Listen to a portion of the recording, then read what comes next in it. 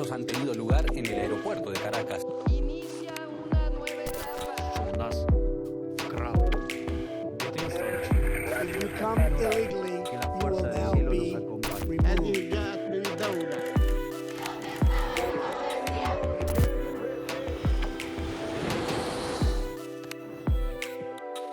La cuarta transformación de México. Grimper le thermomètre mondial.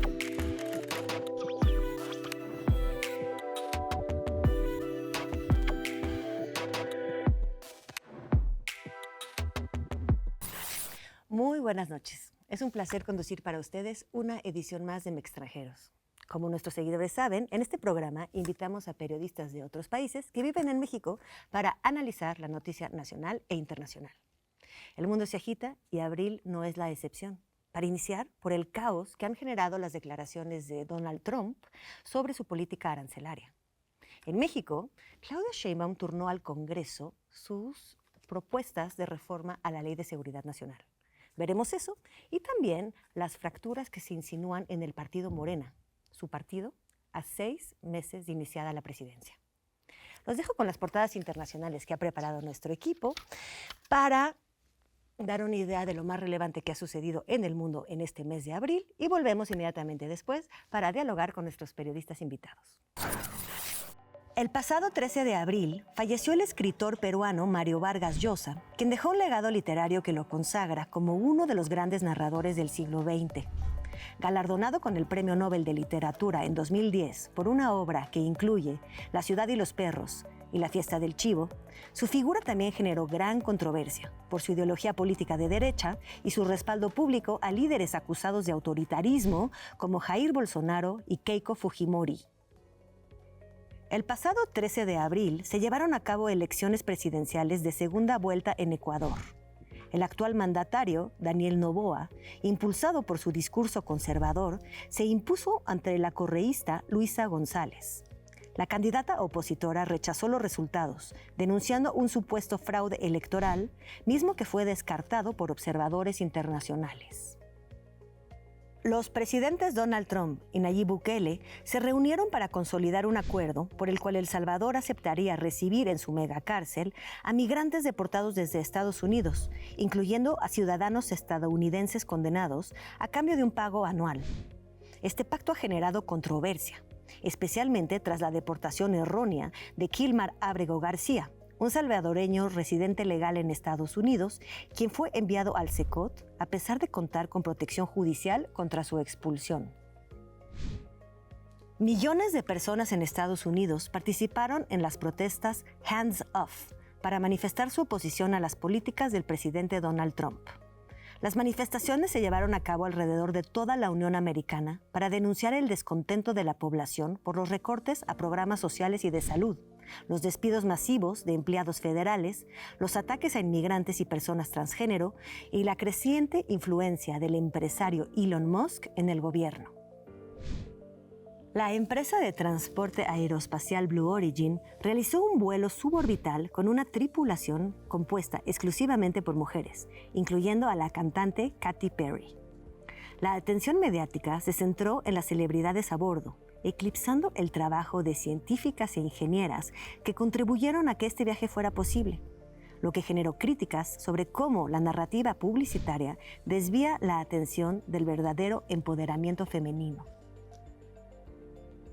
Colossal Biosciences es una empresa biotecnológica que anunció el nacimiento de 3 lobos grises modificados genéticamente para replicar características del extinto lobo terrible. Los ejemplares fueron creados mediante la edición de 14 genes en células de lobo gris.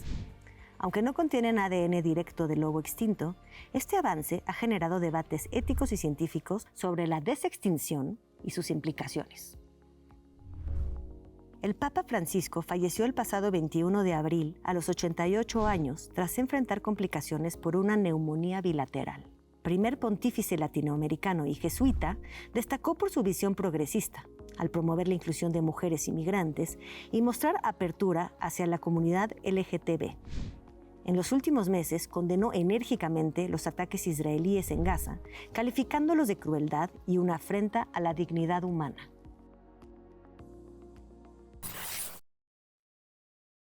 Pues bien, esas son las noticias del mundo. Y ahora vamos a escuchar a nuestros periodistas invitados, un poco en el mismo tenor, tener un poco más de perspectiva sobre lo que ha sucedido en este mes de abril. Algunas notas importantes. Quiero presentarles primero a Laurence Cuvillier. Ella es una periodista francesa instalada en México. Trabaja para France 24, un canal de televisión, y para TV5 Monde. Bienvenida, Laurence. Qué gusto verte. Hacía mucho que no nos visitabas. O por lo menos no me tocaba recibirte. ¿Qué tal, Yair? Buenos días.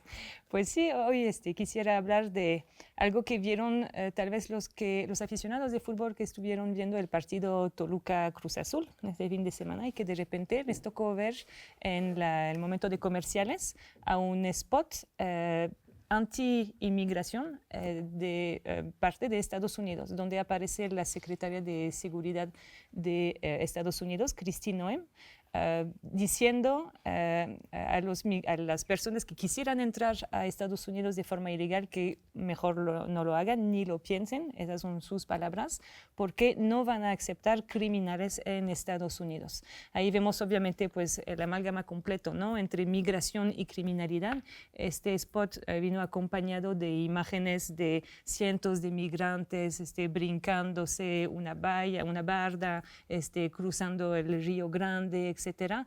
O sea, muy típico del discurso racista que quiere generar miedo y odio entre la población.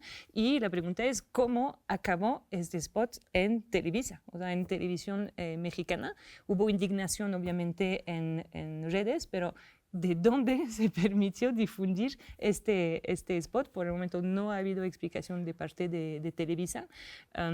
Claudia Sheinbaum reaccionó a esta difusión diciendo que pues, habría que reactivar una ley que existía hace una década y que permitía impedir la difusión de este tipo de spots que son de índole completamente político y que vienen del extranjero.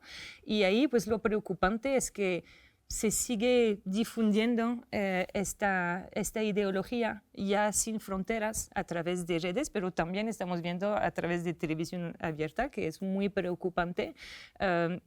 Y creo que es realmente tiempo de crear mecanismos de defensa contra estos mecanismos que difunden fake news, que difunden pues, teorías completamente infundadas sobre pues, género, racismo, inmigración, etc.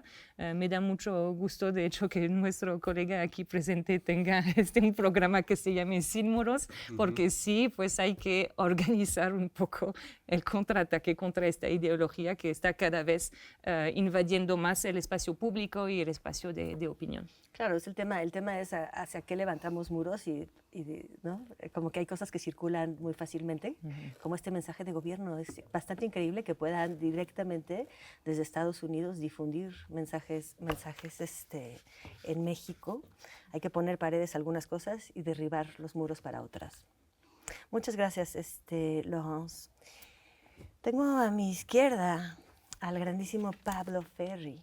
Él es pues un reportero español. Llevas muchos años reportando para El País. De hecho, publicaste un primer libro titulado Narcoamérica. Pablo, ¿qué tal? ¿Qué nos traes? Pues quería hablar de un tema que igual es un poco más periférico para lo que solemos tratar aquí, pero que me llamó la atención esta semana cuando lo leía. Es el caso de los ataques que están sufriendo instalaciones penitenciarias en Francia, sobre todo en la parte sur, pero también en prisiones del centro y el norte. En las últimas semanas, sobre todo entre el lunes y el miércoles pasado, se registraron 12, lo que ha llamado mucho la atención en aquel país, pues porque no es normal, ¿no?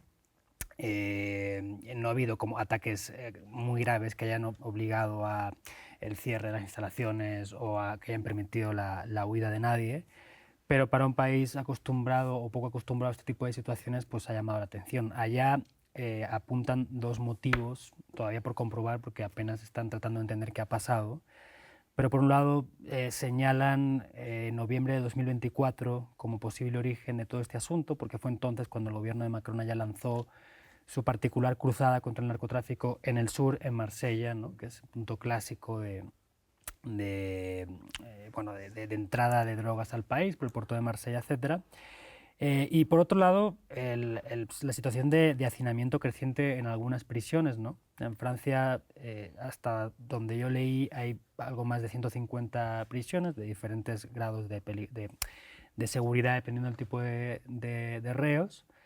Están preparadas para albergar a 62.000 internos aproximadamente y tienen más de 80.000 ahora mismo, ¿no? Entonces, bueno, me parece que es interesante y siempre en un contexto, o siempre pensando en lo que pasa aquí en México, para ver cómo en muchas partes creo que lanzan iniciativas en el sentido de combatir las drogas que mediáticamente son súper retribuibles, sin tener en cuenta qué puede pasar después y cómo puede pasar lo que va a pasar después, ¿no? La capacidad administrativa para tratar eso. La administrativa y entender si, más allá de que tenga razón para hacer lo que haces o no, considerar la cantidad de consecuencias que puede haber y estar preparado para ellas, ¿no? Claro. Pues muchas gracias.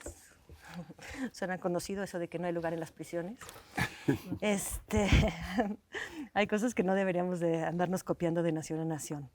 Máximo, como te has reído, te toca a ti. Me parece muy bien. Máximo, pues ha estado aquí desde el principio de nuestros programas de extranjeros, ya hace muchos años. Él es italiano, lleva también mucho tiempo viviendo en México. Él trabaja para la Agencia Nazionale Stampa Associata, que me imagino que es de la prensa asociada, y también dirige, ¿verdad?, una página, un sitio llamado Punto di Incontro. Exactamente. Bienvenido, Máximo. ¿Qué noticias nos traes tú del mundo? Mira, en medio de este revuelo comercial que ha provocado la administración de Trump en Estados Unidos, con aranceles, amenazas de otros aranceles ridículamente altos para China y todo eso. Se dio hace unos días la visita de la primera ministra italiana, Giorgia Meloni, a Trump, precisamente en Washington, y con el propósito de platicar sobre esta situación. Evidentemente, la cuestión comercial de la Unión Europea está en manos de la Unión Europea, y fue muy curioso que Meloni acudiera a Washington de alguna manera como embajadora informal de la Unión Europea para tantear el terreno y ver qué era lo que se podía hacer desde un punto de vista de tratar de empezar un diálogo. Logró que Trump dijera que estaría de acuerdo en visitar Roma, y ella le dijo que en ese caso propondría juntar en Roma durante su visita a los vértices de la Unión Europea para tocar formalmente el tema, lo cual yo creo que podría ser un inicio para tratar de establecer un diálogo. Italia está en lo particular buscando alternativas, de todas maneras, a su estructura de comercio exterior, y en los próximos días, dentro de los primeros días de mayo, estará acá una importante delegación empresarial italiana para sondear el terreno en el ámbito de la industria automotriz. Visitará 3 ciudades, la Ciudad de México, Querétaro y Guadalajara, si no me equivoco. Y a finales del mes de mayo llegará con una delegación política muy importante el viceprimer ministro italiano, Antonio Tajani, también en una visita oficial. No es una visita política, es una visita de carácter económico. Están tratando de ampliar sus contactos, y uno de los países que Italia identificó claramente como prioritario en su estrategia para el futuro es México. Por lo automóvil.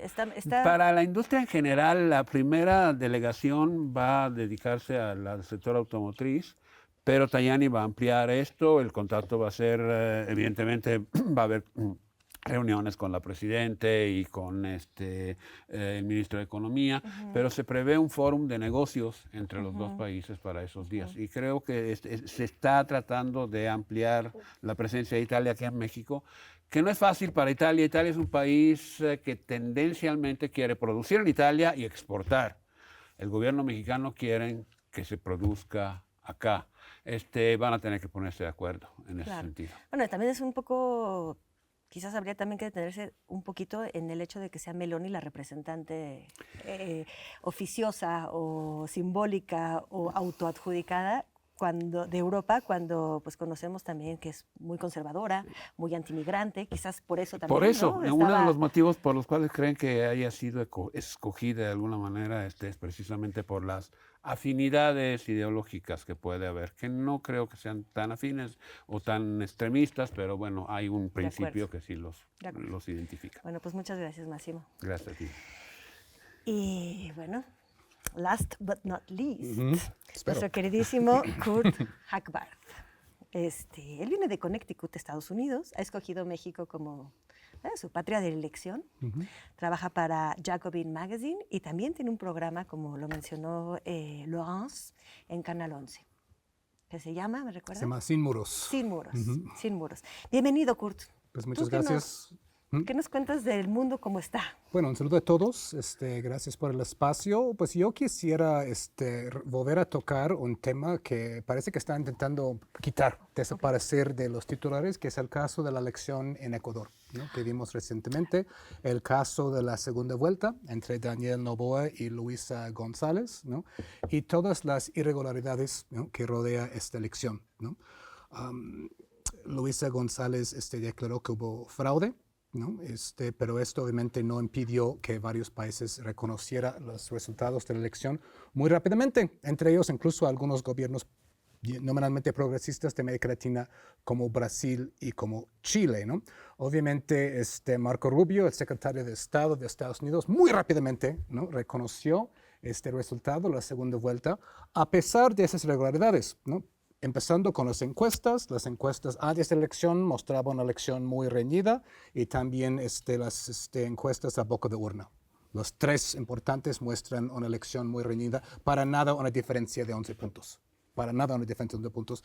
Agregado esto, pues el asunto de que Noboa se estaba reeligiendo, que pues no tomó licencia, ¿no? Es decir, seguía en la presidencia mientras hacía campaña, el uso de recursos públicos, el día de la elección, el cambio de casillas, ¿no?, justamente en lugares mayormente opositores, la declaración de estado de emergencia o estado de excepción en 7 provincias que también tienen voto mayoritario por la oposición, es decir, un cúmulo de cosas, ¿no? Y es muy curioso que desde el nivel internacional no ha habido la misma exigencia de mostrar las actas que hemos visto en otros países cuyos nombres no voy a mencionar aquí porque creo que es muy obvio, ¿no?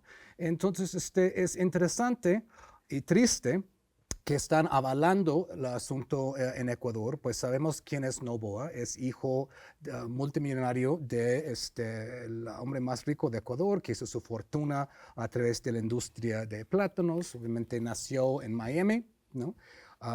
Pues aliado de Estados Unidos. Hemos visto en meses recientes, ¿no?, pues un esfuerzo muy dirigido desde Estados Unidos de usar a Ecuador como un tipo de cabeza de playa, ¿no?, para sus, ¿no?, propósitos en el resto del continente, ¿no? Claro. Esto pasa por las leyes de Noboa que permiten la entrada de efectivos estadounidenses por tierra, por mar o por aire en espacio ecuatoriano, nueva base militar en Galápagos y las declaraciones obviamente de Laura Richardson, ex jefa de la Comando Sur, acerca de la importancia de Ecuador en lo que siempre llaman pues el asunto de las drogas. Y obviamente hay un asunto de drogas ahí, pero hay un asunto geopolítico atrás, ¿no? Claro. Y esto es lo preocupante de esto.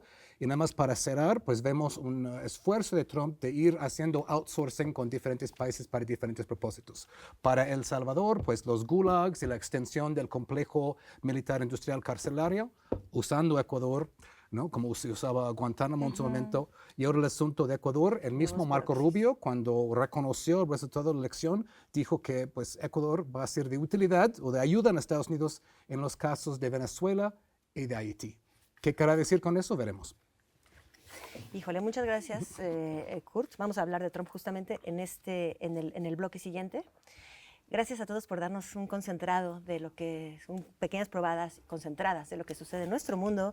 Vámonos a corte y volvemos con la política arancelaria de Trump y el caos.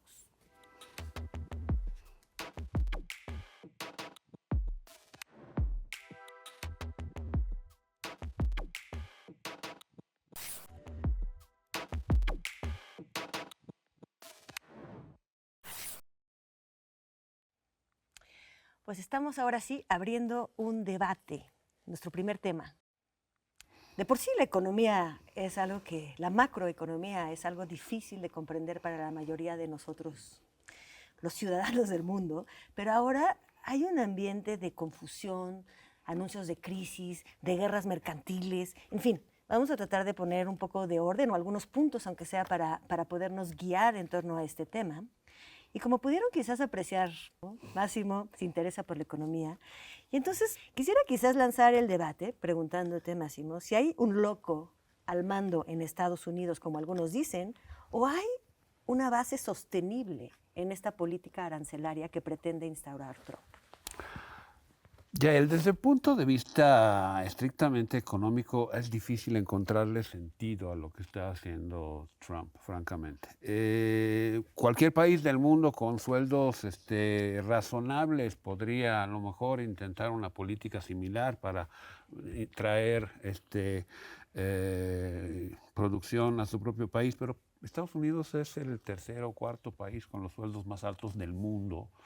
Es muy complicado que una empresa que exporta hacia Estados Unidos, aún con un arancel del 25%, decida trasladar su producción a ese país, porque entonces produciría todavía más caro de lo que va a salir el precio de su producto más el arancel, con los sueldos que existen allá.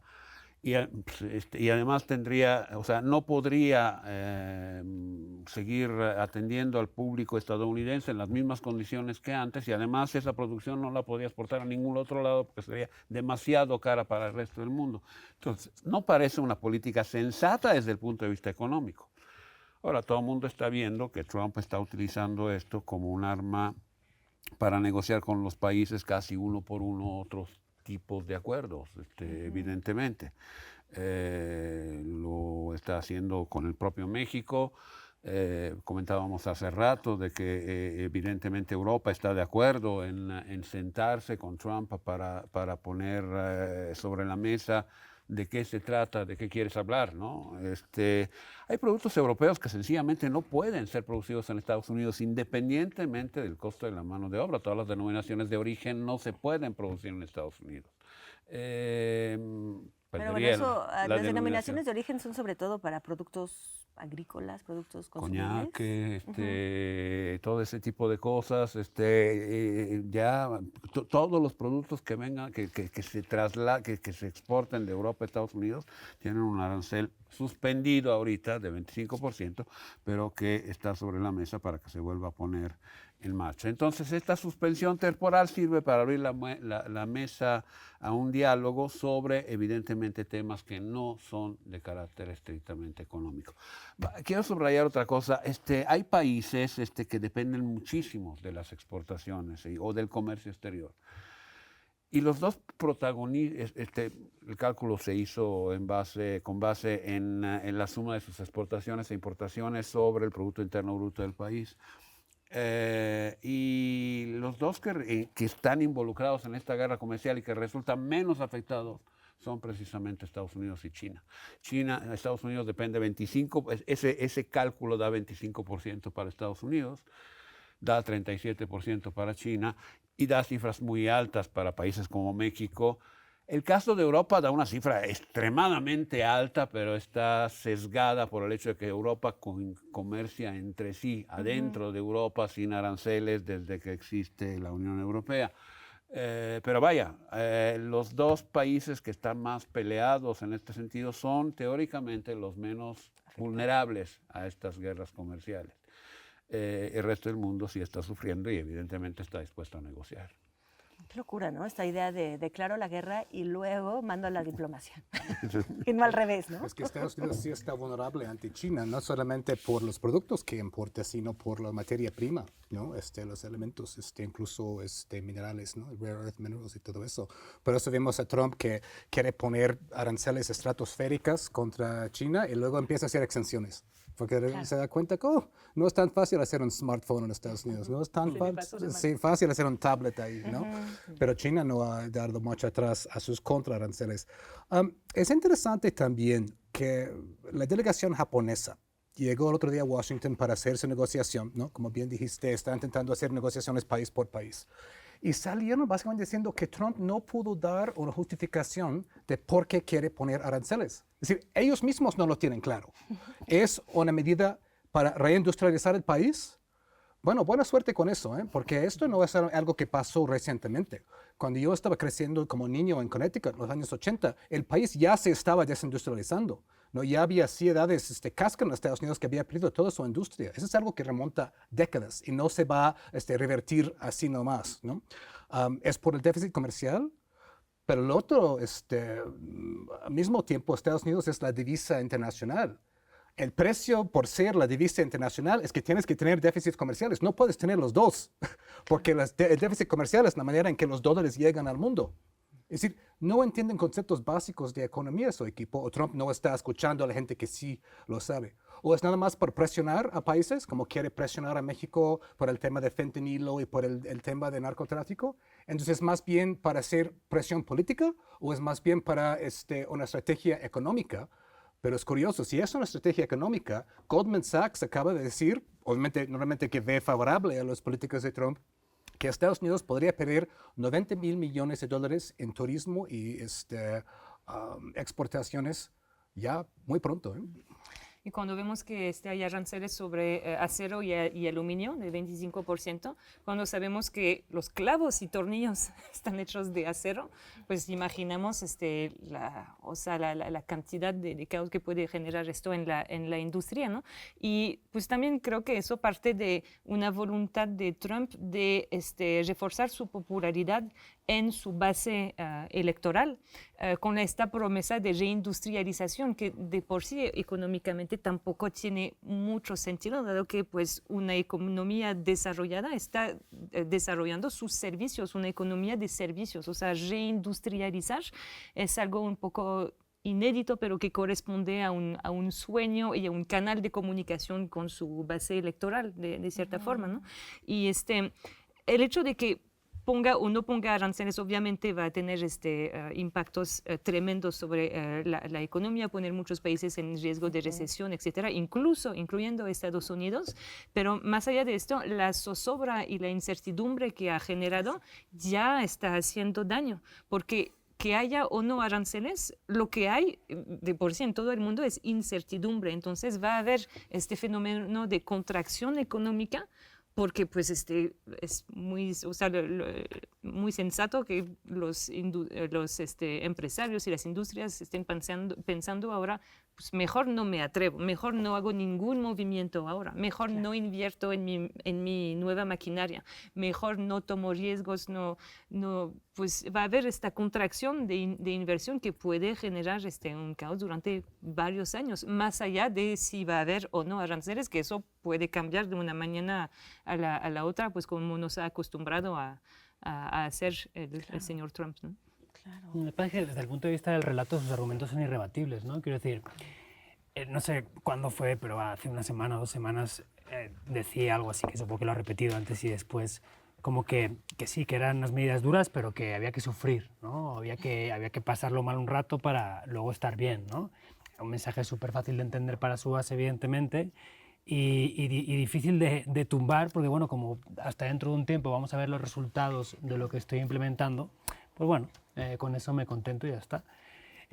Claro, entre tanto se puede llevar entre las patas a varios países, ¿no? Es decir, no me extrañaría que sus principales socios comerciales, sobre todo México, llegara incluso a entrar en recesión en los siguientes años, si es que estas medidas se mantienen. No sé, a mí me parece que a medio y largo plazo el argumento de los aranceles se retirará porque no tiene sentido, por lo mismo de que, por lo que hablamos, el argumento de los iPhones, ¿no? O sea, no puedes, hay empresas tecnológicas potentes que si te ponen en contra va a ser muy difícil manejar las cosas.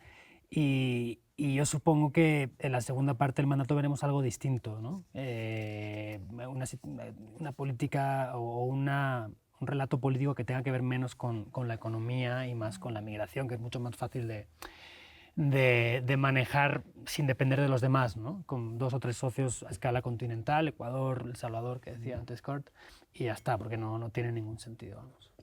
Y ni tiene sentido jurídico, ¿no? Hemos hablado que no tiene sentido tal vez económico o político, pero en Estados Unidos es el Congreso que tiene el poder de los impuestos, de los gravámenes, ¿no? Pero Trump, a través de sus declaraciones de emergencia, está diciendo que él tiene el derecho de unilateralmente imponer aranceles, ¿no? Sí, se trata de imponer una nueva manera de gobernar que no es la tradicional democrática que nos tenían casi acostumbrados, ¿no? Justo como los presidentes en los Estados Unidos pueden declarar guerras en todo el mundo y mandar tropas sin Congreso, ahora está declarando guerras comerciales con la misma libertad absoluta. Pues es que puede provocar muchísima violencia y muchísima guerra también, este tipo de cosas. Y lo hace popular porque es su demostración de fuerza, ¿no? Y su forma de demostrar que él es el fuerte y que todos los demás son los débiles, que le están besando el trasero, como sabemos que ha dicho en un discurso.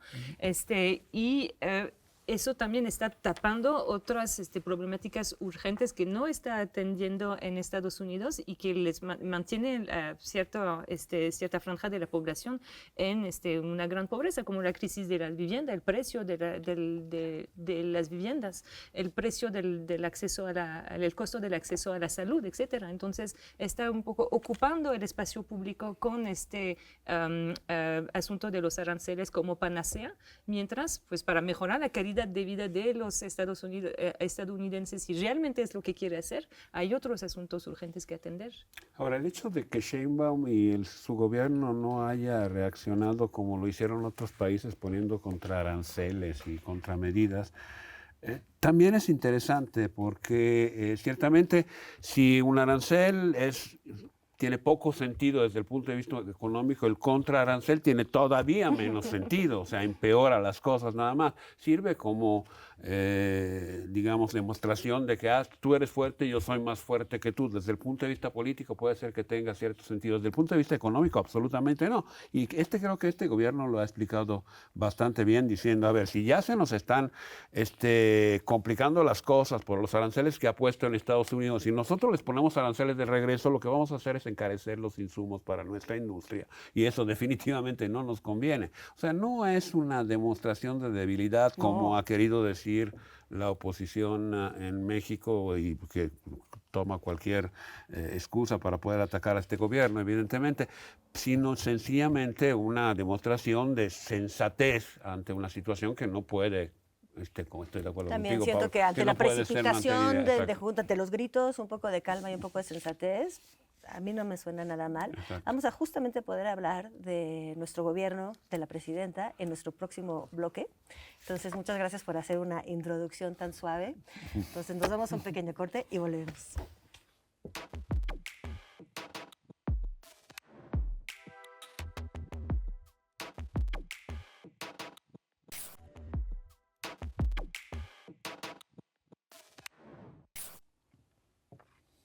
Pues llegamos a nuestro primer tema nacional. Crisis de desapariciones en México, reformas a la ley de seguridad. Quizás todo podría englobarse con cómo se confronta este nuevo gobierno que lleva 6 meses con Sheinbaum a la cabeza, cómo se posiciona frente a la violencia en México y a las desapariciones que derivan de ella. Pablo Ferri se interesa mucho por esos temas, los ha investigado a fondo. Mencioné al inicio los libros que ha publicado. Desde tantos años que llevas estudiando esto, Pablo, ¿crees que hay ahorita otra vez una crisis de desapariciones en México, una crisis de violencia o simplemente un evento mediático que se discutió, por cierto, en el pasado Mextranjeros, como el de Teuchitlán? Hay un evento mediático que logró movilizar las conciencias y llevar la noticia y llevar más allá un tema que sigue, pues, siendo una constante en México. Bueno, yo creo que cíclicamente hay eventos que alcanzan un grado de notoriedad mediática que de alguna forma muestran el grado de crisis que manejamos en materia de inseguridad, ¿no? En diferentes campos. La crisis de desaparecidos no es de este gobierno ni del anterior, viene de antes. Otra cosa es que se haya tratado de atajar de la manera correcta, sobre todo durante el gobierno anterior. La crisis de violencia homicida, lo mismo. La crisis forense en materia de identificación de restos encontrados en miles de fosas en todo el país, lo mismo. Y el caso de Teuchitlán, el hallazgo de este rancho allá a hora y cuarto de Guadalajara, en Jalisco, hace mes y medio, muy cubierto por parte de los medios de comunicación por lo que sugerían los restos encontrados allí, sobre todo restos o prendas de ropa, ¿no? Restos óseos que todavía no sabemos si pertenecen a personas o no y a cuántas personas en todo caso pertenecerían. Pero las imágenes de cientos de zapatos y de mochilas y de playeras y tal, en el contexto en lo que ha ocurrido en México en los últimos casi 20 años, evidentemente sugería un tipo de horror de cotas altas y por tanto pues, puede movilizar en algún momento a la opinión pública a una protesta que, si bien nunca va a ser muy intensa en estos temas, y esa es la gran tristeza, pues no deja de ser importante por eso, ¿no?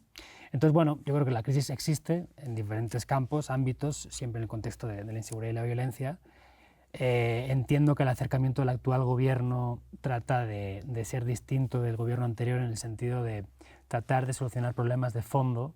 Y cuando hablo de problemas de fondo, hablo de las formas de funcionar, investigar, etcétera, de las agencias de procuración de justicia, sobre todo la Fiscalía General de la República, pero lo que tiene más a la mano es la Secretaría de Seguridad y Protección Ciudadana, que están tratando de convertir por enésima vez en una corporación civil que no solo tenga una lógica preventiva, sino investigativa y de coadyuvancia a los ministerios públicos, lo cual me parece que está muy bien. Hay que ver a medio y largo plazo qué pasa, ¿no? Entonces, bueno, en ese contexto, el caso de Teuchitlán de alguna forma provoca o alimenta la necesidad que tiene el gobierno con Sheinbaum a la cabeza de mandar una serie de reformas a un par de leyes, la Ley General en materia de desaparición forzada, desaparición de personas, etcétera, y la Ley General de Población. En el primer caso son cuatro... Exacto, nos puedes completamente enumerar eso iba. reformas.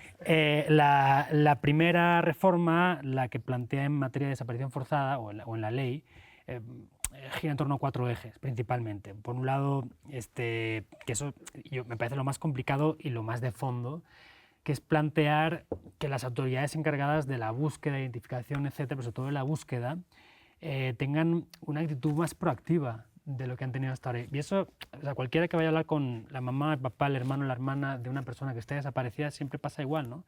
Ellos están investigando y ellos son los encargados de integrar su carpeta de investigación. Y esa es parte de las penalidades que tienen que pasar más allá del sufrimiento que existe por la desaparición de un ser querido, ¿no? Entonces, solo logrando ese punto sería fantástico. Bueno, entonces está eso, está la creación de una plataforma única de identificación que tiene que ver eso con la reforma a la Ley General de Población, que ahora hablamos de eso, la creación de una base nacional de carpetas de investigación y la creación de una base de datos biométricos, ¿no?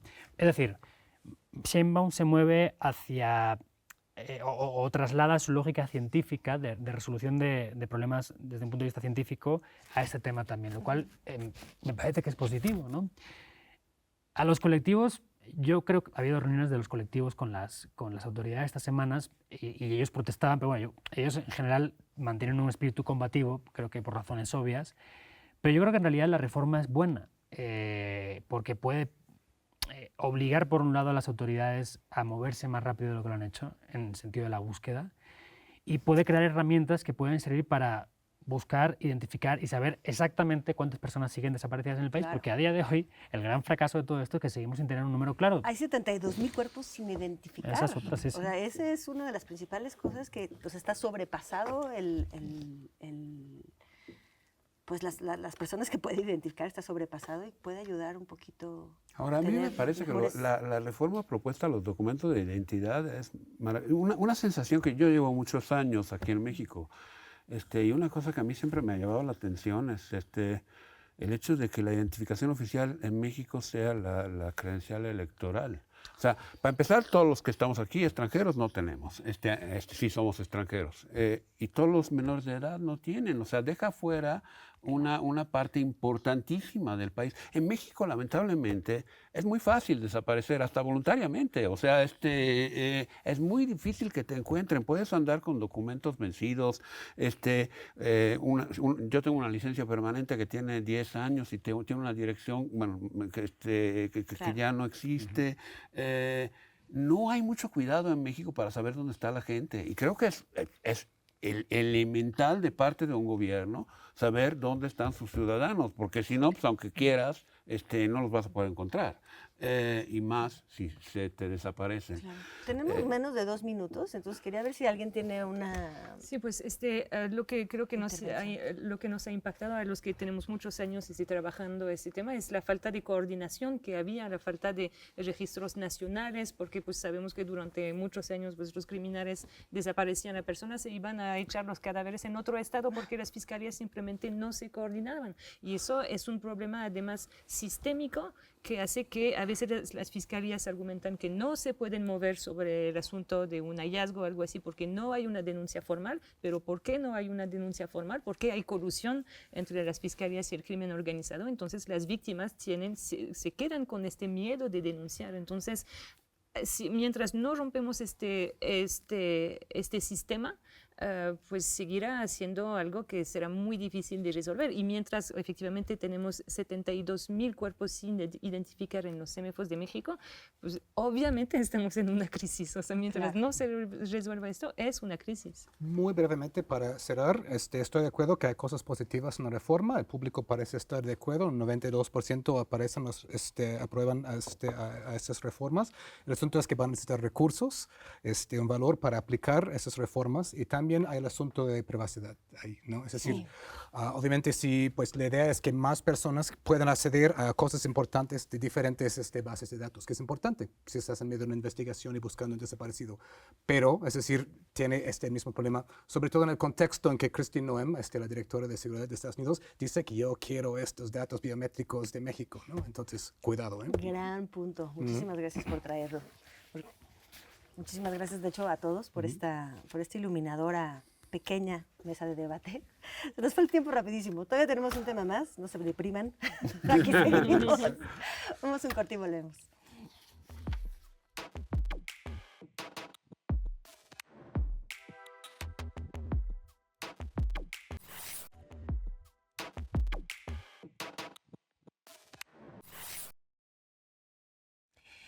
Pues problema nacional, ahora sí, nacional dentro de lo nacional, es lo que está sucediendo dentro de Morena. Es el partido que gobierna la mayor parte del país.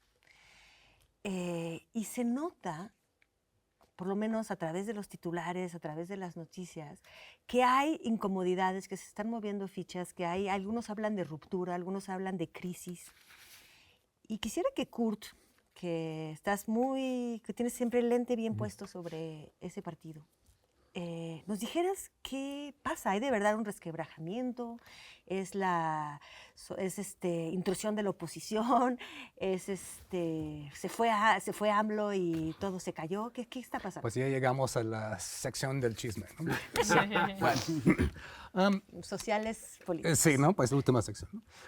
Para empezar, yo creo que hay que poner en perspectiva el asunto de Morena. Estamos hablando de un partido que ha tenido un éxito estrepitoso electoral. Es decir, como partido se fundó solo en 2014, su primera elección parlamentaria en 2015 para el Congreso, y luego en 2018 gana la presidencia, el Congreso, y luego en 2024 otra vez con más mayorías más grandes incluso. Estamos hablando que creo que sin duda el partido electoral más exitoso del siglo XXI.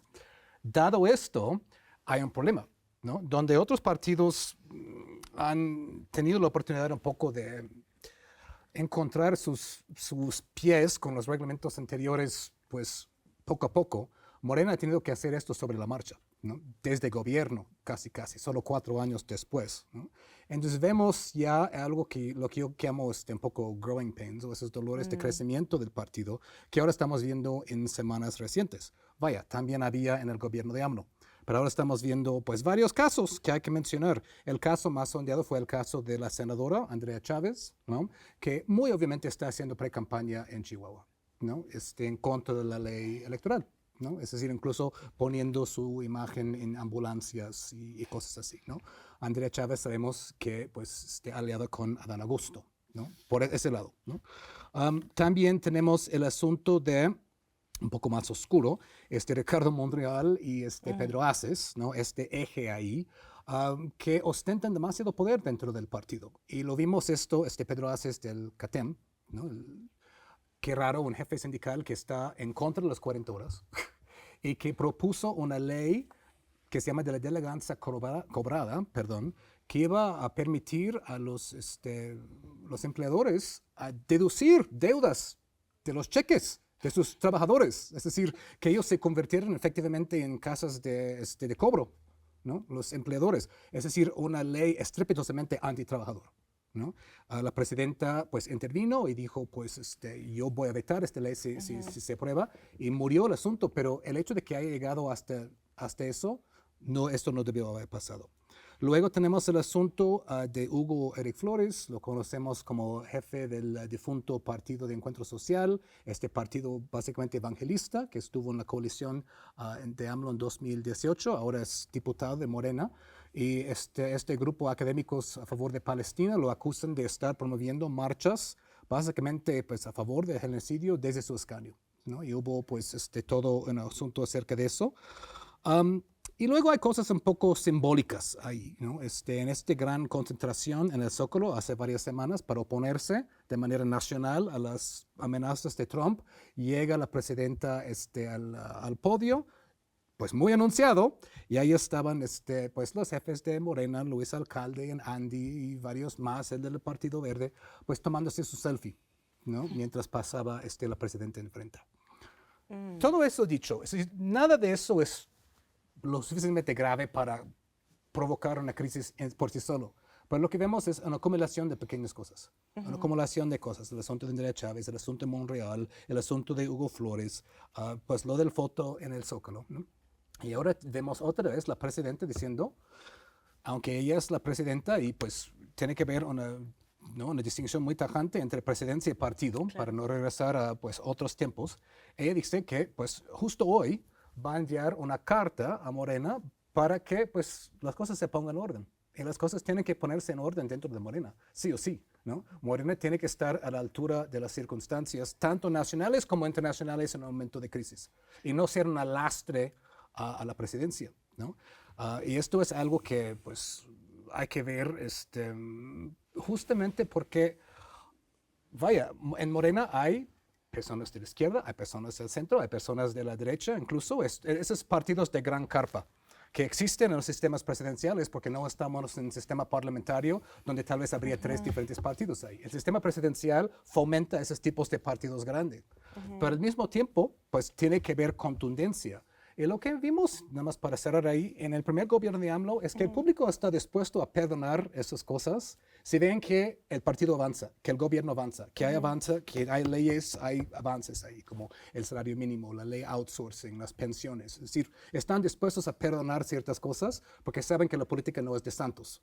Sí, sabemos. Pero se llega a un punto en que las cosas se van acumulando. Claro. Y es casi un fenómeno orgánico, digamos, de un partido tan potente, que de tanto calado, que al final, pues sí, las facciones empiezan a aparecer, o sea, los obradoristas, los claudistas, los radicales, los fundadores, etcétera, pues es normal que, o sea, van a aparecer estas fracciones que pueden alimentar también un debate, ¿no? Y ayudar al partido a no fosilizarse, digamos, ¿no?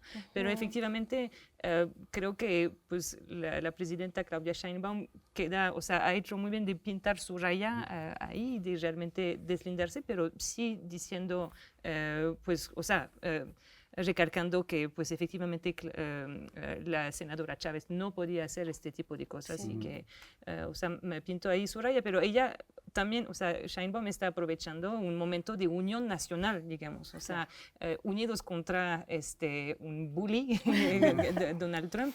Entonces, creo que ella no va a salir manchada de esta crisis interna por esta raya que pintó y por este fenómeno de unión nacional de la que está aprovechando. Ahora, hay también una iniciativa de parte del Partido de Trabajo de quererse separar de la alianza con Morena y con el Partido Verde.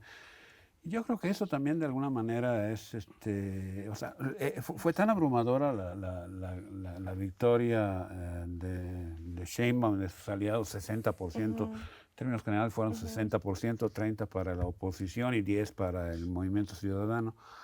Dentro de ese 60%, evidentemente, el Partido del Trabajo ve que hay una rebanada que le puede tocar a él solito, ¿no? Al final quizás no es tan malo para la democracia y el balance, ¿no? De poderes. No, me parece normal, sino no lo hizo el Partido Verde, porque el Partido Verde jamás ha tomado ese tipo de iniciativas de yo voy solo, ¿no? Siempre va pegado a alguien, ¿no?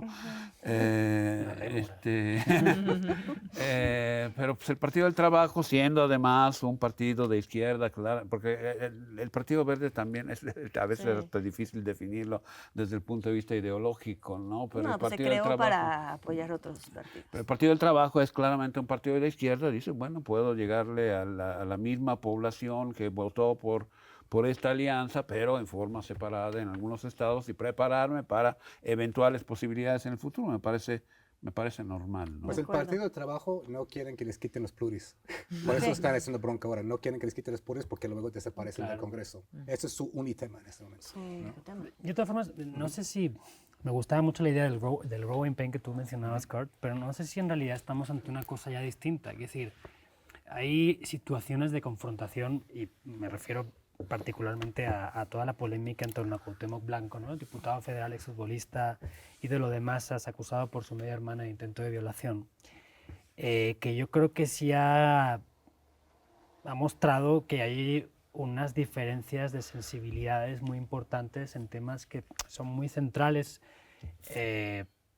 para Morena, yo creo que desde su creación, ¿no? Es decir, hasta dónde podemos llevar la disciplina parlamentaria como partido, como coalición de partidos, y cuándo hay que romperla por cuestiones morales, ¿no? Y yo creo que eso ha generado un cisma, igual que generó un cisma el caso del nepotismo también, ¿no? Quiero decir, si la presidenta manda una reforma al Congreso pidiendo que a partir de 2027 no se pueda mandar a la cuñada o al hermano a suplirte en la presidencia municipal de X municipio, sabemos que la reforma es más grande, pero para que me entiendan, y luego le enmiendan la plana en el Congreso porque al Partido Verde se le antoja decir, no, menos el 27, no, para el 30, y hay una rebelión evidente en la misma Cámara de Diputados por parte de la vicecoordinadora de la bancada de Morena, persona cercana a Sheinbaum, y eso no se acaba de arreglar. Yo no sé si eso es un growing pain o en realidad los dolores clásicos de la contradicción de un partido gigantesco